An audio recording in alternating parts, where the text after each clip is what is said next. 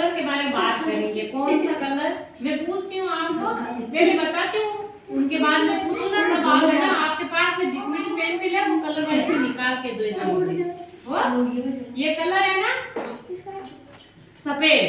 ये कौन सा कलर है? सफेद। तो आपके पास में कौन सा कलर है? सफेद किस किस के पास में है? ये रहा। ये कौन सा है? सफेद। और ये कलर कौन सा है? ये हरा। ये कौन सा है? हरा। तुम्हारे पास कौन सा कलर है? ये कौन सा? तेरे पास? ये ला। ये कौन सा है? हरा।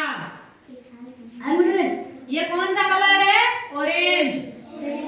ये कौन सा है? ऑरेंज। ये कौन सा है? सभी वीडियो बंद करके बोलिए।